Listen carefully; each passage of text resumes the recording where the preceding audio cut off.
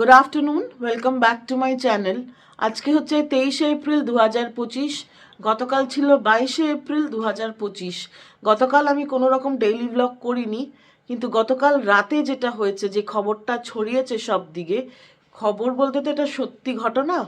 যেইভাবে এত কটা ট্যুরিস্ট মানুষকে মারা হয়েছে, কিছু টেররিস্ট এসে জিজ্ঞেস করেছে যারা ট্যুরিস্ট ছিলেন কাশ্মীরের পেহেলগামে, তোমাদের রিলিজন কি, নাম কি, এবং যা যা খবরের তথ্যে উঠে আসছে, আমার মনে হয় 26/11-র পর এইটা হচ্ছে একটা সবচেয়ে বড় ভারতে এরকম টেররিস্ট অ্যাটাক। পুলওয়ামার অ্যাটাকও ছিল, কিন্তু ওখানে সিভিলিয়ানস মরেনি, আমাদের মতো আম জনতা মরেনি। ওখানে কিন্তু ডিউটিতে যাওয়া জওয়ানদের ওপরে অ্যাটাক হয়েছিল। সেটাও যেরকম নিন্দনীয়, তার চেয়েও বড় নিন্দনীয় হচ্ছে দেশের আম জনতাকে মারার। এবং এর অনেক ধরনের খবর আসছে, তার সত্যি মিথ্যে যাচাই আমাদের দেশের NIA, national investigating agency, already পৌঁছে গেছে কালকে রাতেই, এবং আজকে দেশের শীর্ষ নেতাও পৌঁছে গেছেন। আমি আশা করব যে ইন্ডিয়া যেন এর যথাযথ জবাব একদিন দেয়। Welcome back to my channel. আজকে হচ্ছে 23শে এপ্রিল। দেখতে দেখতে কটা এপ্রিল মাসের দিন চলে গেল বলো তো। আর গুড আফটারনুন, তার কারণ ঘড়িতে বাজে প্রায় 1:45। ওই যে সকাল থেকে আজকে বাড়িতেই আছি, তার কারণ আমার কোনো রকমের ম্যাটার নেই আজকে। কেন নেই কে জানে, এরকমভাবে ম্যাটার আজকে পড়েনি, তো তার জন্য ভাবলাম বাড়িতেই থাকি। ওয়ার্ক ফ্রম হোম আছে। এই যে ফাইলগুলো দেখছো, এগুলো কালকে বই নিয়ে এসেছি। কালকে মঙ্গলবার ছিল, কালকে আর কোনো ব্লগ করিনি, তো এগুলো নিয়ে এসেছি। অফিসে গেছিলাম, অনেক কটা ম্যাটার ছিল, ক্লায়েন্ট মিটিং ছিল, তো এই ফাইলগুলো এনেছি। এখন কিছুক্ষণে এই ফাইলগুলোতে কাজ করতে হবে। আর সকাল থেকে উঠেই কাজ করছি, উঠে গেছিলাম সকাল সকাল ওই 9টা নাগাদ। তো ভাই তো বেরিয়ে গেছে ভাইয়ের কাজে। সকালে উঠে ব্রেকফাস্ট খেয়েছি, একদম ইয়াম ব্রেকফাস্ট। আজকে ব্রেকফাস্টে মা বানিয়েছিল এগ চাউমিন, ব্যাপক হয়েছিল। আজকাল না মা একদম ঝরঝরা চাউমিন বানাচ্ছে, মাঝখানেও বানাচ্ছিল, কিন্তু তার চেয়েও এখনের চাউমিনটা একটু ভালো। এক্সপেরিমেন্ট করতে করতে তো লাঞ্চ হয়নি, লাঞ্চের সব প্রিপারেশন হয়ে গেছে, রান্নাঘর একেবারে এখান থেকে দেখা যাচ্ছে ঝকঝকে তকতকে। আর আমার মা কি করছে, আমার মা আমার মতোই ঘুমোতে হেবি ভালোবাসে। এই দেখো কিতা করেন, ঘুমাচ্ছ চশমা পরে, রেস্ট নিচ্ছে। বেসিক্যালি উনি ল্যাদ খাচ্ছেন। ল্যাদ খাচ্ছ? হ্যাঁ, সারাদিন। আমার ভাইও তাই, বাড়িতে থাকলে আমরা তিনজনে ল্যাদ খেতে হেবি ভালোবাসি। দুপুরের ঘুম আর ল্যাদ, যদিও দুপুরে ঘুমানো উচিত না, ঘুমাবেন আজকে। আজকে ঘুমানোর কোনো অবকাশ নেই। কেন বলো তো, একটা বাংলা সিনেমা রিলিজ হয়েছে না, পুরাতন, শর্মিলা ঠাকুরের। ওই সিনেমাটা আজকে মায়ে মেতে মিলে দেখতে যাবো। আমার ভাই বলে দিয়েছে আমি সব দেখতে পারছি না, রিয়ালিটি আমাকে দেওয়ার দরকার নেই, আমার রিয়ালিটি দেখার কোনো ইচ্ছে নেই। তো মা জেনারেলি বাংলা সিনেমা, মা কোনো সিনেমাই দেখে না, ঠিক আছে, একটা দুটো যদি ভালো ভালো কোনো সিনেমা আসলো তাহলে যদি একটু একটু দেখে, আদারওয়াইজ আমার মা সিনেমা দেখা একেবারেই পছন্দ করেন না। মমতা শঙ্করের সিনেমা তাও দেখে, কিন্তু এইটা আমি মাকে বেশ ফোর্স করে নিয়ে যাচ্ছি যে মা ব্যাপক হয়েছে, প্রচুর রিভিউজ আছে, চলো চলো চলো। জানি না কেমন হবে, কেননা রিভিউজ আমি দেখিনি। আর টিকিটের দামও খুব সস্তা। দিল্লিতে কিন্তু মুভি টিকিটের দাম প্রচণ্ড বেশি হয়, কিন্তু এইটা আমি পেয়ে গেছি মাত্র 150 টাকায়। দিল্লিতে 400 টাকার নিচে কোনো কথা হয় না। জানি কলকাতার চেয়ে এটা এখানে মুভি টিকিটের দাম একেবারে আকাশ ছোঁয়া, এই একটা ডিফারেন্স আছে কলকাতার আর দিল্লির। আমি সিনেমা দেখতে খুব ভালোবাসি। যদি আমার একটা টাইম ছিল যখন কলেজে পড়তাম, বুধবার করে পিভিআরে 70 টাকার সিনেমা হতো, আমি সব সিনেমা দেখতাম। আমি সিনেমার পোকা, আমিও আমার ভাইও। কিন্তু এখন আর হয় না, কেননা এত ওভার প্রাইস থাকে, আর একটু ভালো সিনেমা হয়ে গেলেই সেগুলো 1000, 800, 900 এরকম। তো ঠিক আছে, যখন যেরকম তখন সেরকম। আর এমনিতেও এখন ওটিটিতে রিলিজ হয়েই যায় কয়েক মাস পরে, তো কিন্তু পুরাতনটা আমরা হলে গিয়েই দেখবো। লাঞ্চের ডাক পড়ে গেছে, আজকে লাঞ্চে তাড়াতাড়ি খেয়ে নিতে হবে, 2:30 বাজে। ওই যে, আর এখানে মা লাঞ্চ দিয়ে দিয়েছে, উনি বসেও পড়েছেন। কেননা তোমাদেরকে আগেই বললাম সিনেমা দেখতে যাব, অনেকদিন বাদে যাব সিনেমা দেখতে মার সাথে। আমি আর ভাই তো যেতেই থাকি কিছু না কিছু, যেগুলোই পকেটে পোষায় সেইগুলো।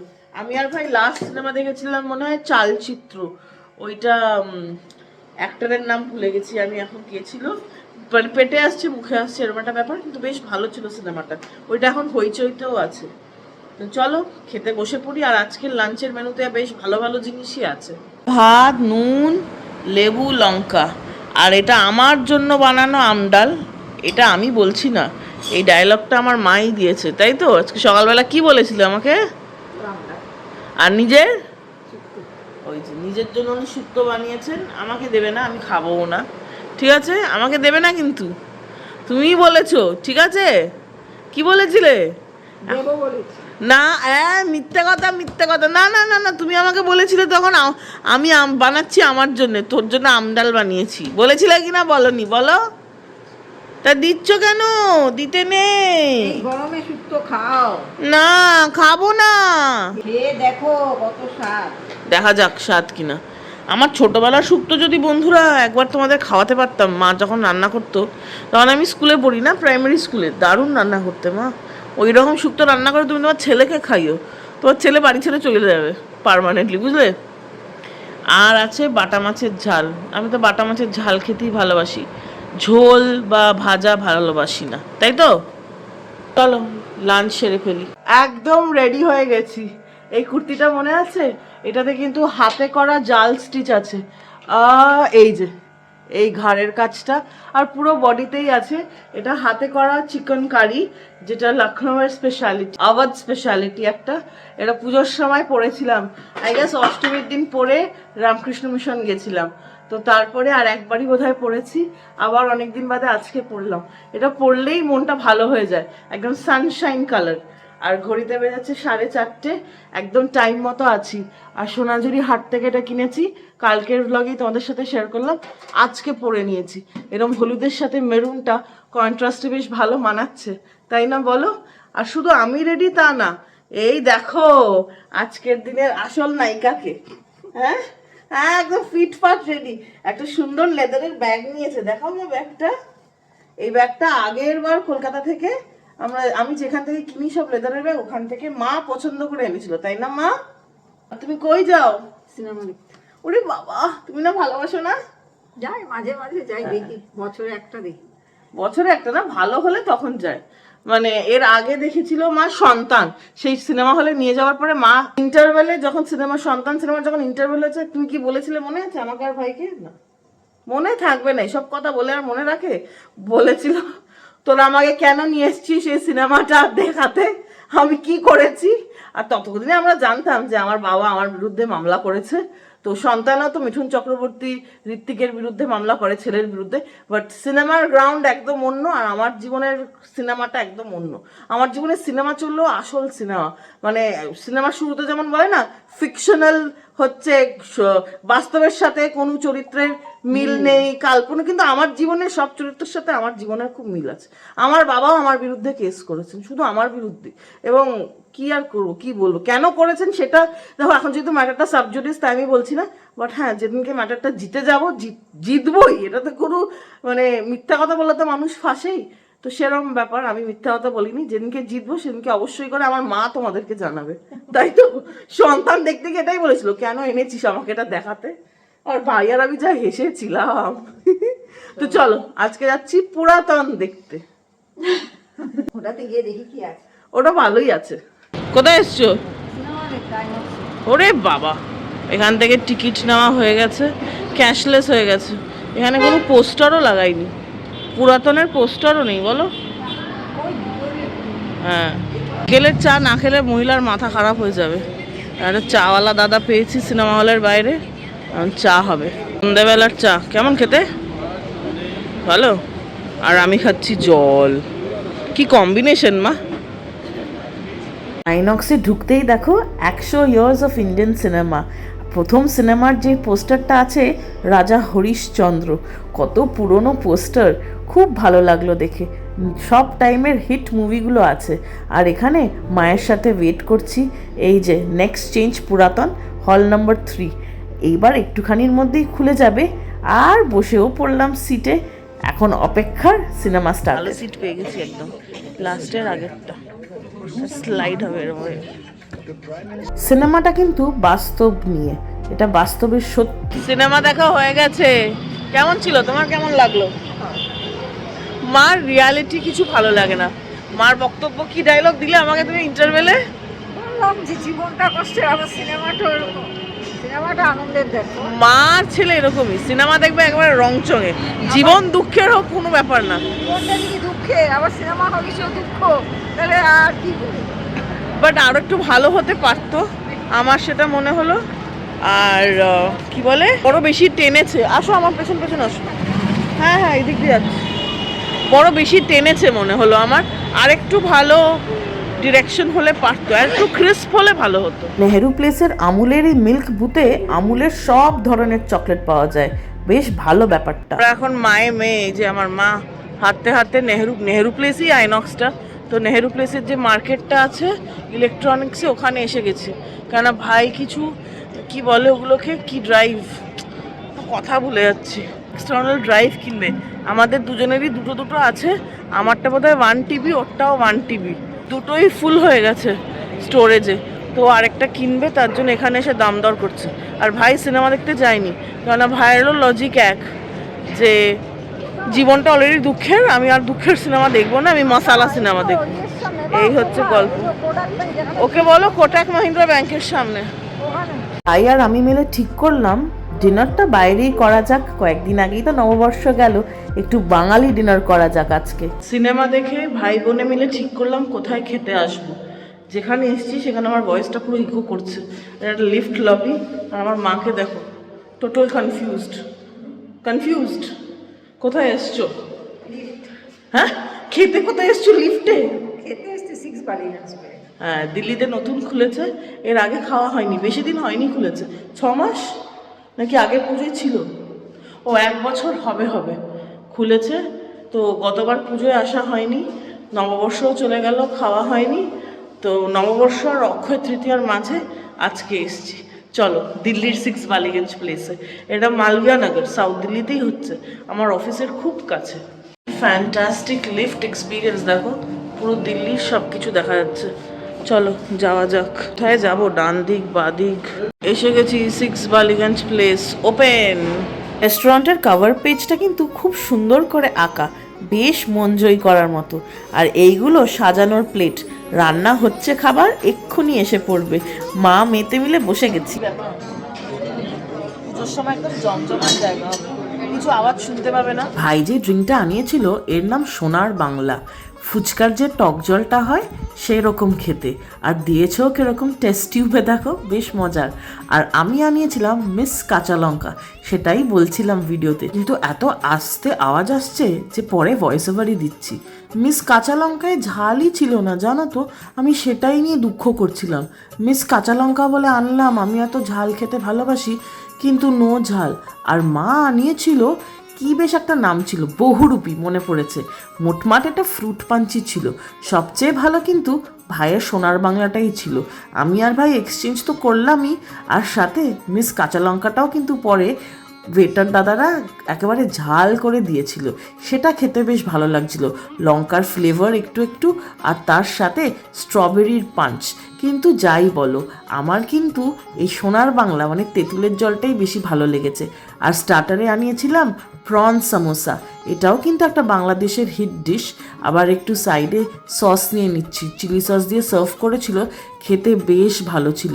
প্রনটাকে একেবারে ম্যাশ করে বানিয়েছিল, কিন্তু একটু গোটা গোটা পিসও ছিল।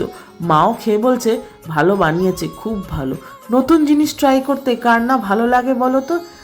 আমার ড্রিঙ্কস মডিফাই হয়ে এসে গেছে, দেখো এত এত কাঁচা লঙ্কা, পারফেক্ট মিস কাঁচা লঙ্কা। আজকের ফ্যান্টাস্টিক ডিনার স্প্রেড, প্রথমে প্লেট, এখানে বাসন্তী পোলাও, কালো ভুনা, মাটনের কালো ভুনা, পটলের দোরমা, এটা ঝুরঝুরে আলু ভাজা, মনের সুখে আমাদেরকে বেশি করে দিয়েছে, সাদা ভাত, এটা হচ্ছে নারকেল দিয়ে ছোলার ডাল, আর এটা হচ্ছে লুচি। তো চলো, এই হচ্ছে আজকে ডিনারের স্প্রেড। কি গো মা, খাও কি?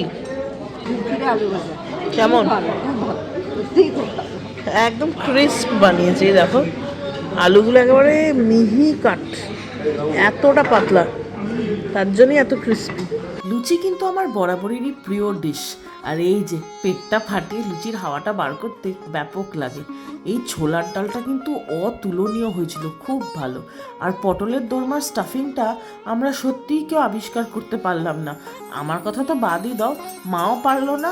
মা বলল ভাইকে, ভাই এমন এমন সব জিনিস বলল, যদিও সেটাই হবে, চিংড়ি মাছ দিয়ে বানায়নি। খেতে কিন্তু খুব ভালো হয়েছিল পটলের দোরমাটা। আর এইখানে আনিয়েছিলাম তেলকই। আমার মা কিন্তু কই মাছ খেতে খুব ভালোবাসে, তাই ভাবলাম তেলকই তো কখনো রেস্টুরেন্টে খাওয়া হয় না, খেয়ে দেখা যাক এখানে কিরকম। গ্রেভিটাও খুব ভালো ছিল, আর কই মাছটা একদম পাবদা মাছের মতো খেতে ছিল, খুব ভালো। আমি কেন খাই না জানো? কারণটা খুবই বোকা বোকা, শুনলে তোমরা সবাই হাসবেই। শুনেছি কই মাছকে বলে কাঠের প্রাণ, যদি পেটে গিয়েও জ্যান্ত হয়ে যায়। আর এই যে ভুনা কালা মাটন, আমি আগে নিয়ে নিচ্ছি। এটা আমি খাবো ঠিক করেছি বাসন্তী পোলাও দিয়ে। আর মাও কিন্তু মাটন খাবে। মাকে যদিও ডাক্তার না করেছে, তাও একদম নরম পিসগুলোই মা খায়। মায়ের তো একটু দাঁতের সমস্যা আছে না, এত বছর যত্ন নেয়নি, কিন্তু মাটনটা খেয়ে মার বেশ ভালো লেগেছে। অন্যান্য জায়গার চেয়ে ভালো, কিন্তু আমার কাছে আমার মায়ের হাতের মাটনটাই ফেভারেট। মাটনটা সফট হয়েছে, ভালো ভালো, গুড। এবার পালা সেই বিখ্যাত মুহূর্তের, বিরিয়ানির হাঁড়িটা খোলার অপেক্ষা শুধু।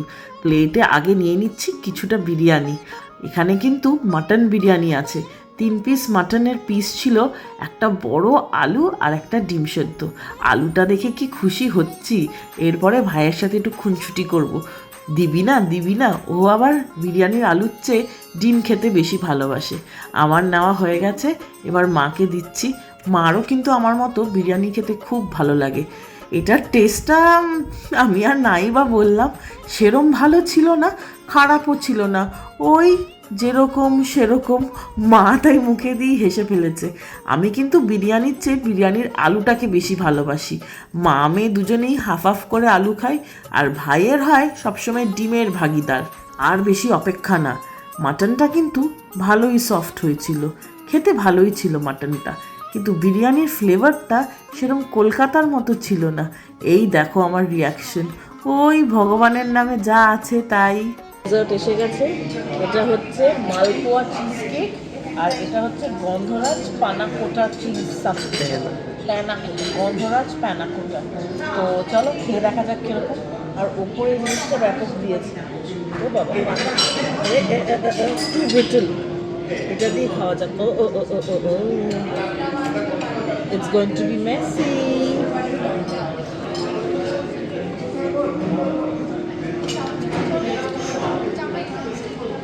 নিচে ছানা আছে, দই।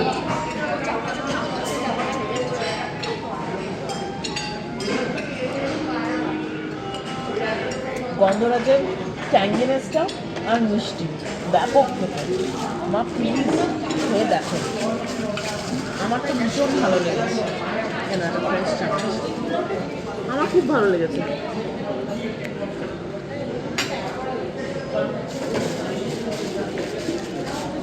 ভালো না খেতে, ব্যাপারটা কিন্তু ব্যাপক বানিয়েছে ফিউশনে। একটু চিজ কেক, মা ওটাতে কনসেন্ট্রেট করি। চিজ কেক তো অনেক রকমই খাওয়া হয়, এটা হচ্ছে মালপোয়া চিজ কেক। এখানে এরকম মুড়ির মোয়া, কিন্তু এটা ফ্ল্যাট বানিয়েছে বরফি আকারে, আর এটা মালপোয়া দিয়ে বানানো হয়েছে চিজ কেক। খেয়ে দেখা যাক কিরকম।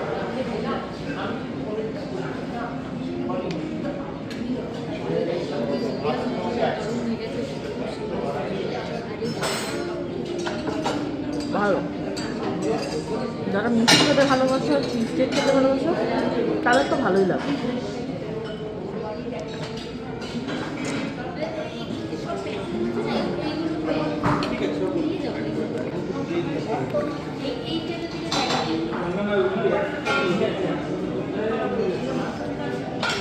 ভালো, কনসেপ্টটা খুব ভালো।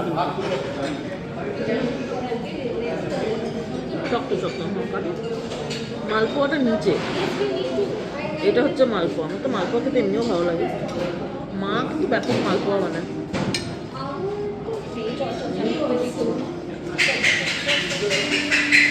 মনের সুখে মা মেয়ে মিষ্টি খাচ্ছে, একজন চিজ কেক আর একজন গন্ধরাজ পানাকোটা।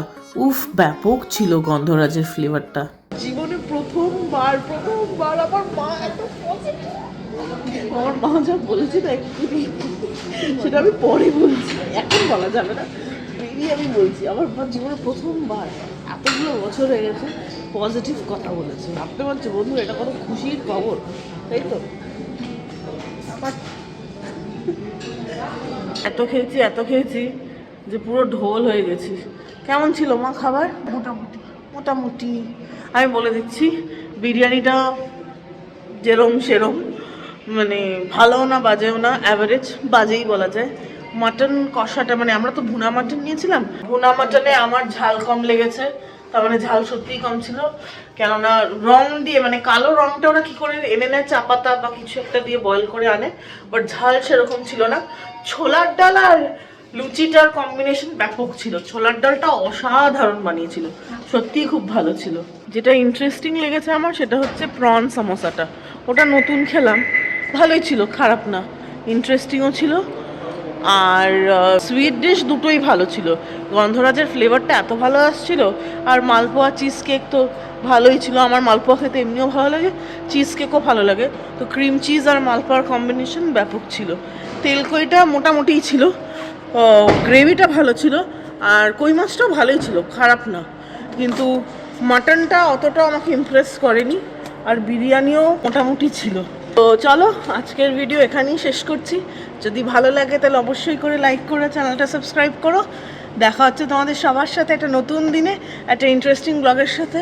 কুইন ভিক্টোরিয়া দেখো গাড়িতে বসে স্ট্রাগল করছেন সিট বেল্ট নিয়ে, এত খেয়েছি তো আমরা। কি গো মা, তোমার খাওয়া দাওয়া ঠিক ছিল? চলবে? হাঁপিয়ে গেছে। চলো, good night, bye bye bye bye bye.